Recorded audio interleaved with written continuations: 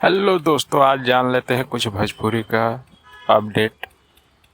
और इससे पहले आप RRP साथी पे पहले बार आए हैं तो चैनल को सब्सक्राइब कर दीजिए।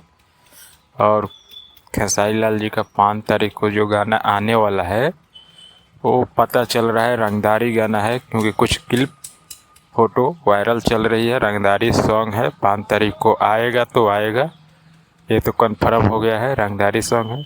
और जो गाना बुलबुल आया था भाई साहब 12 घंटा में 1 मिलियन कंप्लीट कर गया, 1 मिलियन प्लस है।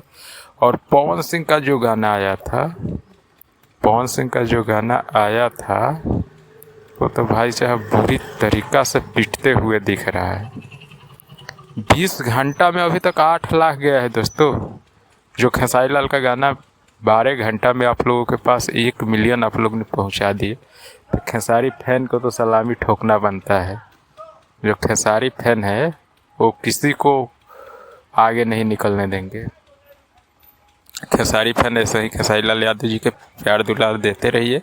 और जो 5 तारीख को गाना आ रहा है वो रंगदारी सॉन्ग है। अब जैसे अपडेट मिल रहा है गाने के पोस्टर वोस्टर का, तो वैसे आप लोगों के पास हम शेयर कर रहे हैं। और चलिए मिलते हैं 5 तारीख को, और जब तक न्यू अपडेट के साथ आप लोगों को खुलासा करते रहेंगे।